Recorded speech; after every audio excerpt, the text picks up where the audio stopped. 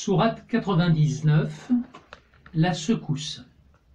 Au nom d'Allah, le tout miséricordieux, le très miséricordieux. Quand la terre tremblera d'un violent tremblement, et que la terre fera sortir ses fardeaux, et que l'homme dira qu'a-t-elle, ce jour-là, elle contera son histoire, selon ce que ton Seigneur lui aura révélé. Ce jour-là, les gens sortiront séparément pour que leur soient montrées leurs œuvres. Quiconque fait un bien, fût-ce du poids d'un atome, le verra. Et quiconque fait un mal, fût-ce du poids d'un atome, le verra. Que dire par rapport à cette sourate? Je pense que ça parle du jugement, non? Oui, Je crois. Le jugement dernier, et donc tout sera révélé en fait. Tout ce qui est caché sera révélé. Parce que quand on parle Non, il d'atomes, s'agit, ils te disent en bas, je crois, il s'agit du jour de la résurrection. C'est ça, hein? Oui, En bas, tout en bas, c'est écrit. mais la résurrection des humains. Hein, Des humains, oui. Je crois, c'est ses la fin du fardeaux, monde. Les intérêts, ouais. Ouais. Hein, et alors, quand la terre tremblera d'un violent tremblement et qu'elle fera sortir ses fardeaux, là, je pense que c'est ce qui se passe à la fin du monde. Oui, Hein. il y aura vraiment un tremblement de terre alors. Un violent Bah, tremblement. je ne sais pas, enfin, selon l'auteur, il y aura un cataclysme en tout cas. Et que la terre fera sortir ses fardeaux, je ne sais pas si c'est l'idée de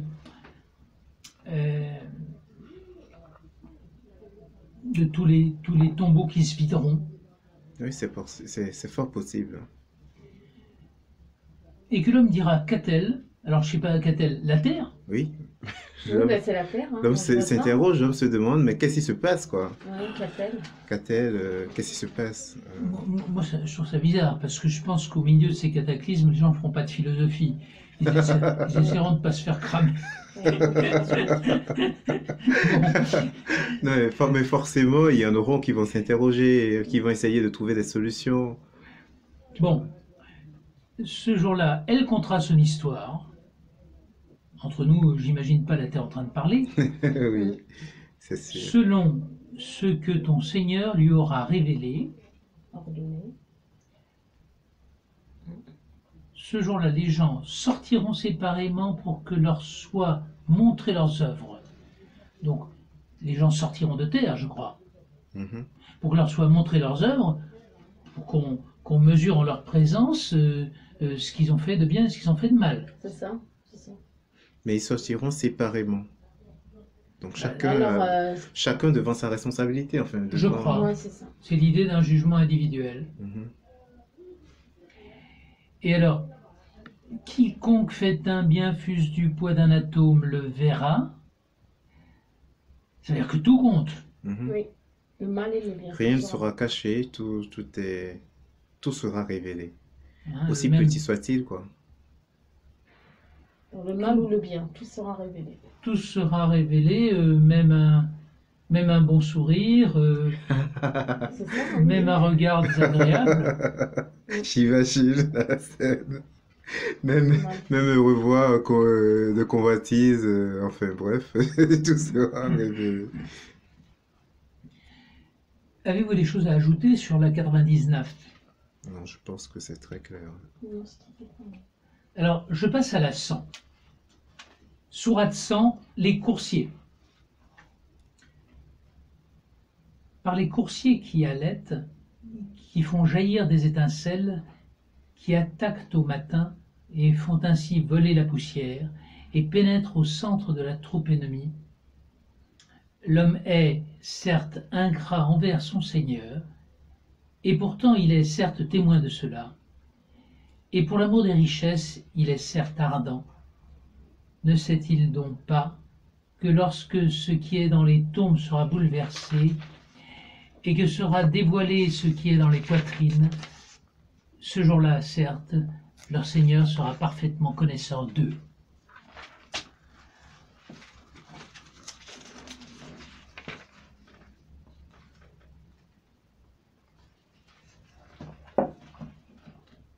Que dire par rapport à ça? Ben, on a d'abord l'image de, je sais pas, peut-être de gens qui font une course à cheval, Le coursier qui allait. qui attaquent au matin. Euh,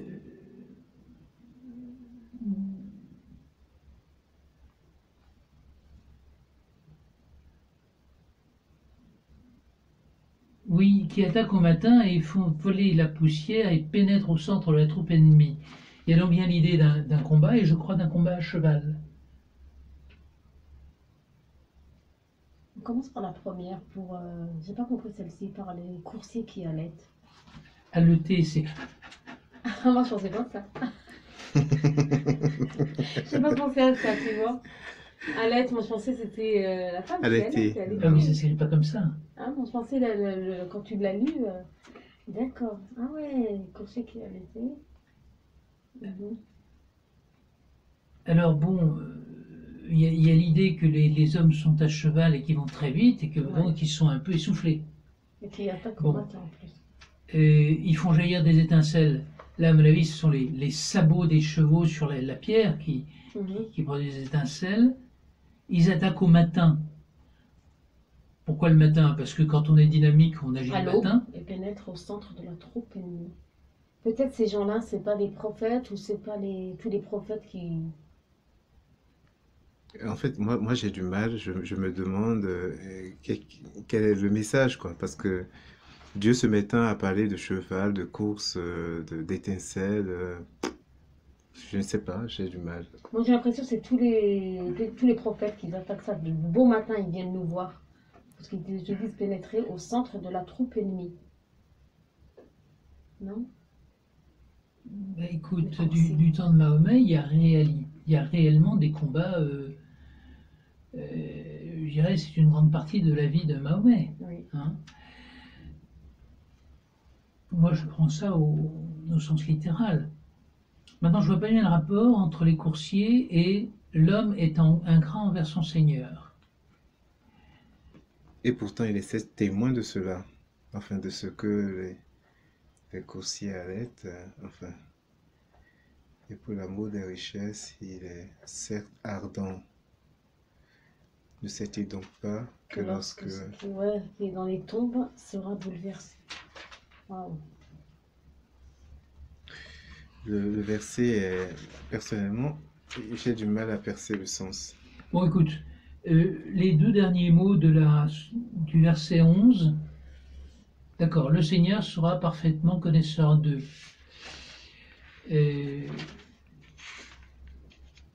Lorsque ce qui est dans les tombes sera bouleversé, autrement dit, quand nous sortirons de terre au moment de la fin du monde, le Seigneur nous connaîtra parfaitement.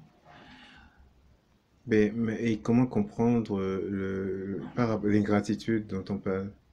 L'homme est certes ingrat envers son Seigneur.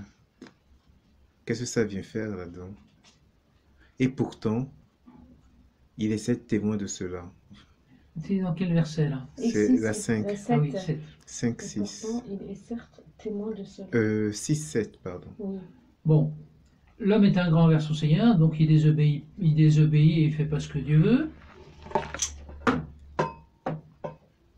Bon, il est témoin de cela, je ne sais pas ce que ça veut dire. Est-ce que ça veut dire qu'il est témoin du combat à cheval? Bon, il est ardent pour l'amour des richesses, ça c'est clair, hein, il veut des richesses matérielles. Ne sait-il donc pas que lorsqu'il est, etc. Autrement dit, bon, il s'occupe que de richesses matérielles, et pourtant il sait bien que à la fin du monde, le Seigneur saura tout. Oui, il sera dévoilé qui est dans la poitrine. Autrement dit, vous êtes très déraisonnable, vous êtes prévenu et vous continuez à vous comporter comme si vous ne saviez pas. Enfin, voilà ce que je comprends. Moi. On passe à la suivante. Alors, ça va être la 97, la destinée. Au nom d'Allah, le tout miséricordieux, le très miséricordieux, nous l'avons certes fait descendre pendant la nuit d'Al-Qadr. Oui. Et qui te dira ce qu'est la nuit d'Al-Qadr? La nuit d'Al-Qadr est meilleure que 1000 mois. Durant celle-ci, les anges ainsi que l'esprit, par permission de leur Seigneur pour tout ordre, elle est paix et salut jusqu'à l'apparition de l'aube. C'est bien le Coran qui est descendu. Oui, on l'a bien précisé Non, en Oui, mais parenthèse là, le Coran. Et tant qu'il le lit là. Oui, c'est la nuit de la descente du Coran. D'accord. Je crois qu'il n'y a pas de doute. Oui. Mais n'empêche que, vous voyez, moi je m'interroge par rapport à quelque chose. Le Coran serait descendu non pas en plein jour, mais la nuit. La nuit. Et pourquoi la nuit? Les gens dorment, ne voient rien. Oui, mais c'est ambigu. Enfin, moi je trouve que c'est un peu soupçonneux, quoi. Un truc une révélation qui choisit de se manifester la nuit, Ils disent pas à quelle heure, entre à l'abri quelle des heure. regards. Ça paraît. Et j'ai quand même l'impression que c'est un peu lié à, si tu veux,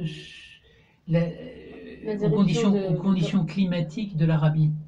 Bon, je pense que en Arabie, pendant une grande partie de l'année, il fait tellement chaud que on a plutôt tendance à se reposer le jour et que la vie sociale a lieu la nuit. Ah, ok. Dans le désert, la plupart du temps, dans le désert, c'est comme ça que ça se passe. On dort la journée et la nuit, on vit. C'est vrai. Là, ça se comprend. Parce que, quand même. Surtout dans le désert, ça se passe comme ça. D'accord. Dans les pays très très chauds. Hein. Donc, c'est Dieu. Ah, mais en fait, c'est Dieu, l'unique, le Tout-Puissant, qui dit nous. Nous. Nous l'avons, certes. C'est comme s'il n'était pas seul, quoi. Ouais. Oui, enfin, il ne dit pas je l'ai, enfin, nous. Alors, est-ce que c'est un pluriel de majesté? Peut-être nous l'avons fait, peut-être c'est sur le Coran, nous l'avons.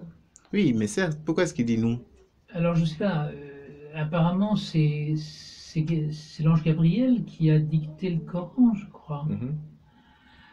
Alors, est-ce que ça veut dire que c'est Dieu qui parle en disant moi-même et les gens qui sont à mon service Oui, c'est possible.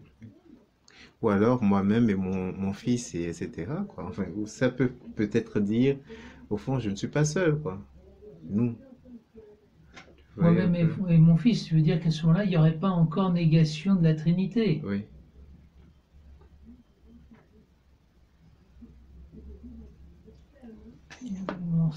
On n'a pas... Il y a un renvoi, l'esprit, c'est l'ange Gabriel. Donc, durant cette nuit, descendent les anges ainsi que l'ange Gabriel. Par permission de leur Seigneur, ça c'est clair. Elle est paix et salut, ça doit être la nuit.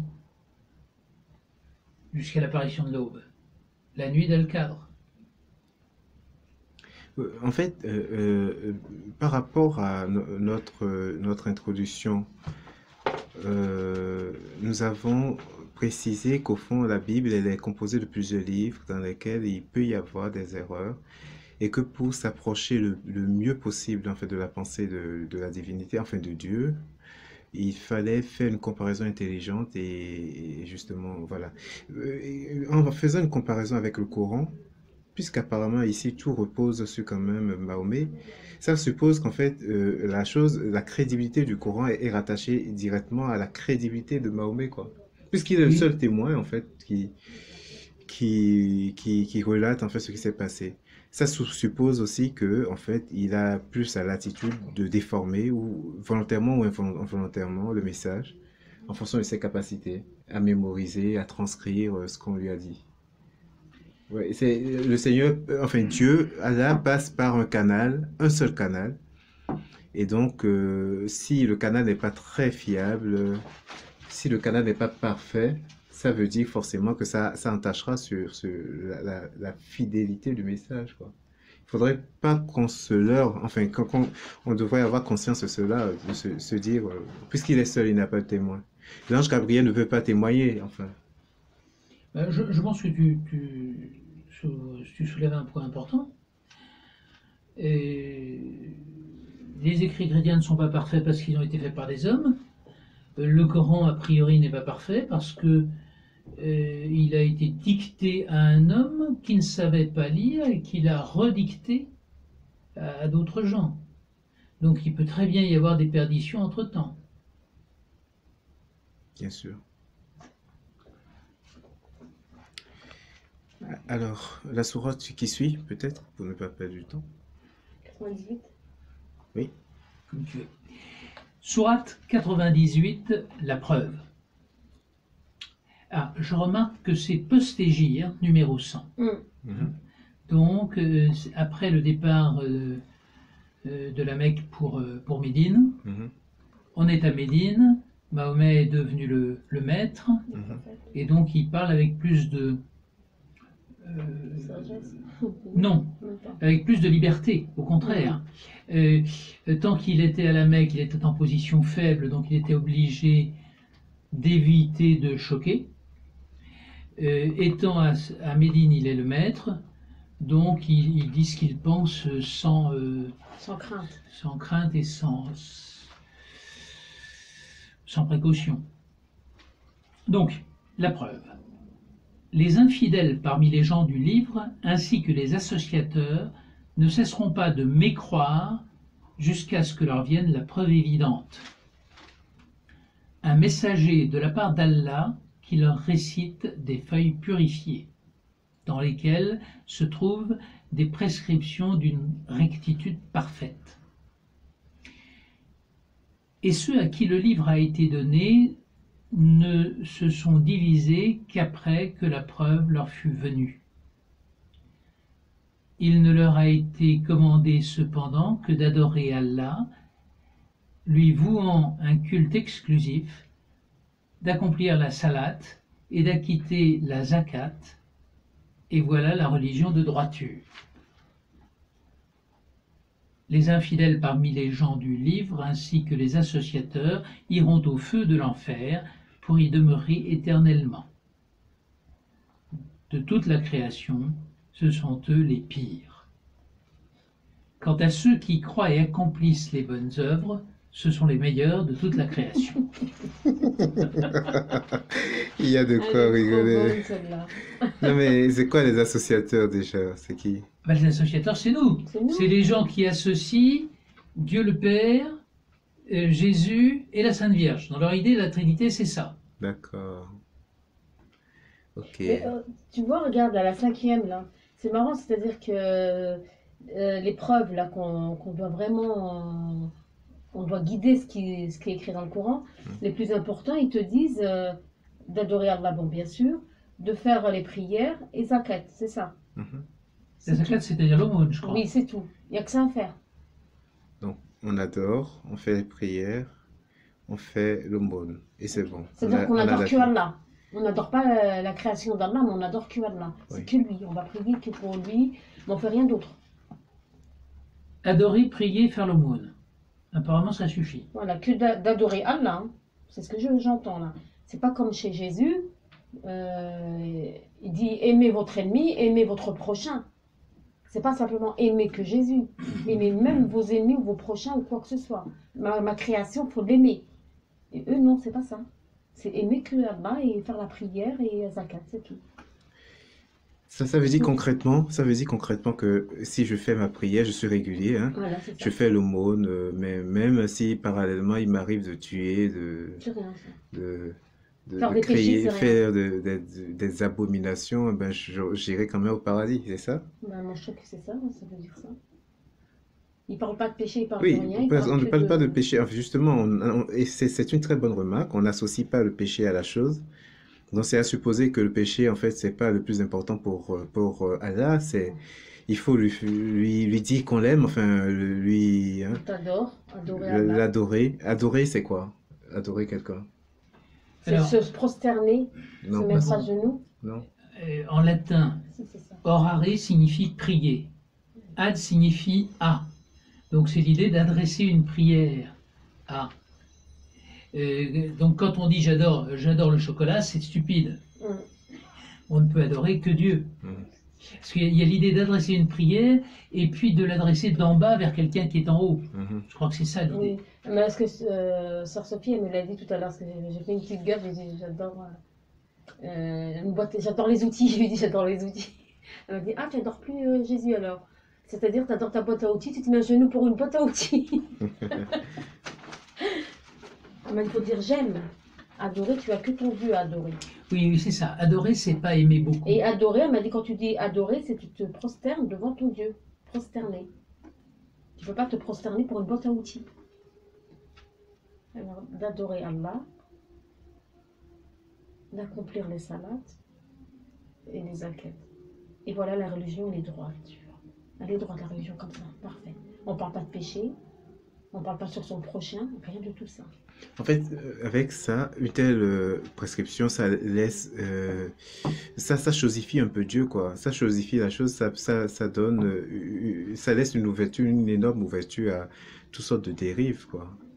C'est comme si je viens quêter en fait mon salut et du coup je peux me permettre tout ce que je veux, quitte à ce que je reste fidèle dans la prière, dans l'aumône. Donc tantôt j'offense l'un pour en donner à l'autre, quoi, tu vois. Je crée du tort à l'un et je vais aider l'autre. Enfin, Ouais, je peux voler, donner Bon, les zakat à c'est côté. peut-être- Écoutez, Mais ça parle pas Vous de êtes trop péché. tiré sur les mais cheveux, c'est ça? non, mais c'est peut-être exagéré de tirer plein de généralités de ce texte qui est très court, quoi. Ouais. Enfin, Bon, bon, j'espère qu'on se Alors, trompe, nous, hein, j'ai- ce qu'on dit. Hein, ben, dans le deuxième verset, il y a écrit un messager de la part d'Allah qui leur récite des feuilles purifiées. ben, c'est ça l'effet purifié. C'est Alors, ce que je venais de dire. Ce que je comprends, c'est que dans l'idée de Mahomet, toute la Bible, c'est mauvais, quoi. Oui. Et donc, ce qui est bon, ce qui est purifié, c'est le Coran. C'est le Coran qui parle. Hein. Alors, un messager, ben, je pense que c'est l'ange Gabriel. Un messager de- Alors, dans lesquels se trouvent des prescriptions d'une rectitude parfaite, d'accord.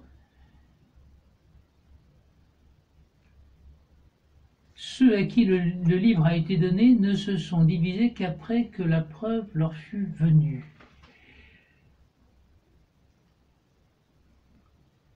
Alors, je ne comprends pas très bien quelle est cette preuve.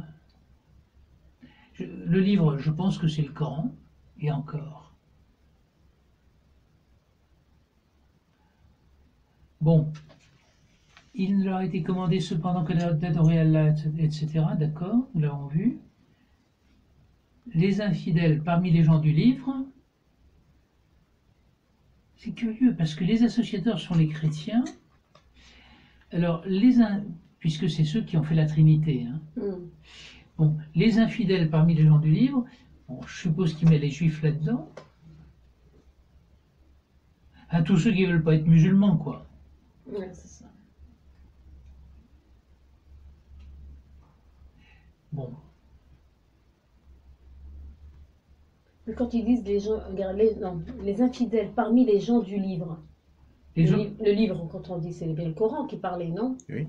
Alors, et pourquoi il dit ainsi que les associateurs iront au feu? Pourquoi Ah non, ces gens... les gens du livre, c'est pas forcément le Coran, c'est bon peut-être la Bible. La Bible ou bien les gens La du Torah. la Torah, tout ce qui est... Les gens du livre, c'est les musulmans, les chrétiens et les juifs. D'accord.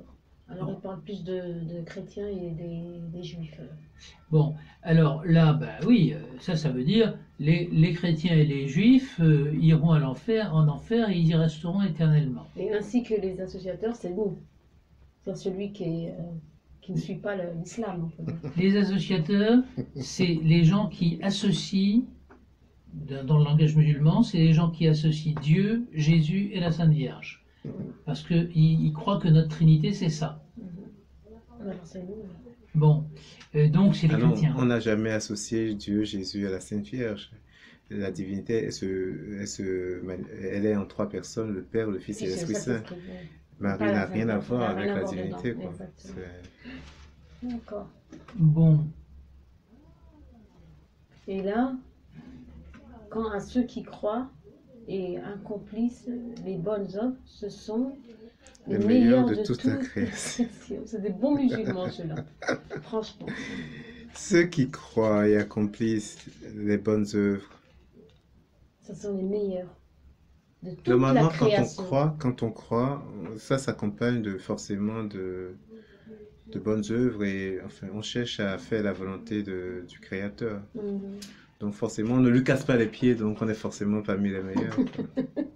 Ah, mais il y a quand même, si tu veux, à l'intérieur du christianisme, un débat sur la foi et les œuvres. Oui. C'est-à-dire qu'il y a des gens qui pensent que l'essentiel, c'est la foi. Mhm, Et que c'est la foi qui sauve. mhm, Bon. Maintenant, Saint Jacques dit, montre-moi ta foi qui n'agit pas. c'est ça. Non, mais l'un n'exclut pas l'autre. C'est à travers la foi qu'on sait, comme à travers les œuvres qu'on sait la qualité de notre foi. Ce serait trop facile de dire j'ai la foi et ne rien faire ou aller à l'encontre de cette foi.